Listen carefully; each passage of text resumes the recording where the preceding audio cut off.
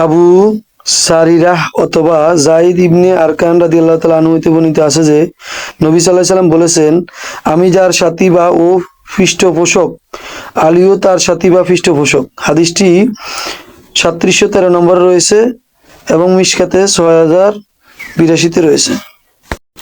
আল বারা ইবনে আজিব রাদিয়াল্লাহু তাআলা আনহু হতে বর্ণিত আছে, নবী সাল্লাল্লাহু আলাইহি সাল্লাম আলী রাদিয়াল্লাহু তাআলা আনহুকে বললেন, তুমি আমা হইতে আর আমিও তোমা হইতে, অর্থাৎ আমরা পরস্পরের অভিন্ন পরিবার অন্তর্ভুক্ত। হাদিসটি তিরমিজিতে 3716-তে রয়েছে এবং আল জামি কিতাবে 1485। হুবশি ইবনু জুনাইদা রাদিয়াল্লাহু তাআলা আনহু হতে বর্ণিত আছে, তিনি বলেন, রাসূল সাল্লাল্লাহু আলাইহি সাল্লাম বলেছেন, আলী আমার হইতে এবং আমি আলী হইতে। আমার কোনো কাজ থাকলে আমি নিজে সম্পূর্ণ করি অথবা আমার পক্ষ হইতে আলী সম্পূর্ণ করে। হাদিসটি তিরমিজিতে 3719, ইবনে মাজাতে 119 নম্বর রয়েছে। জাবির ইবনে আব্দুল্লাহ রাদিয়াল্লাহু তাআলা আনহু হতে বর্ণিত আছে, নবী সাল্লাল্লাহু আলাইহি সাল্লাম বলেন, আলী রাদিয়াল্লাহু তাআলা আনহুকে বললেন, আমার নিকটে তুমি মর্যাদা মুসা আলাইহিস সালামের নিকট হারুন আলাইহিস সালামের মর্যাদার মতো, তবে আমার পরে আর কোনো নবী নেই। হাদিসটি তিরমিজিতে 3730 নম্বর রয়েছে। উমর রাদিয়াল্লাহু তাআলা আনহু হতে বর্ণিত, তিনি বলেন, রাসূল সাল্লাল্লাহু আলাইহি সাল্লাম বলেছেন, নগদ লেনদেন বা না হলে সোনার সাথে রূপা বাকিতে বিনিময় সুদের অন্তর্ভুক্ত। আবু বকর বিন আবু শাইবা রাদিয়াল্লাহু তাআলা আনহু বলেন, আমি ও সুফিয়ানকে বলতে শুনেছি, তোমরা মনে রেখো সোনার সাথে রূপার বিনিময়। হাদিসটি ইবনে মাজাতে 2259, বুখারীতে 2136 নম্বর রয়েছে।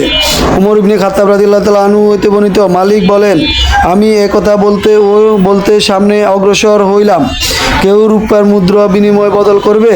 তাল্লাহ বিন ওবায়দুল্লাহ রাদিয়াল্লাহু তাআলা আনহু তখন উমর ইবনে খাত্তাব রাদিয়াল্লাহু তাআলা আনহুর উপস্থিত ছিলেন।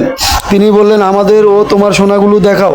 কিছুক্ষণ পর ও আমাদের নিকটে এসে আমাদের কোষাধ্যক্ষ এসে গেলেন এবং তোমাকে ও তোমার প্রাপ্য এ রূপা এবং দিয়ে দিবে।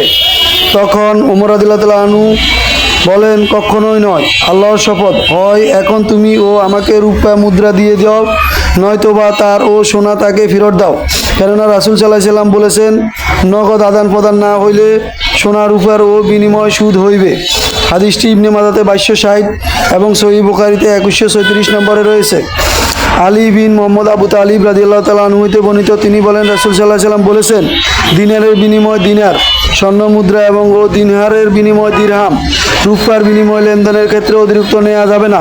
কারো রূপার প্রয়োজন হইলে সে যেন সোনার সাথে তা ও বিনিময় করে এবং কারো সোনার প্রয়োজন হইলে সে যেন তার সাথে রূপার সাথে বিনিময় করে, তবে বিনিময় এই লেনদেন নগদ হইতে হইবে।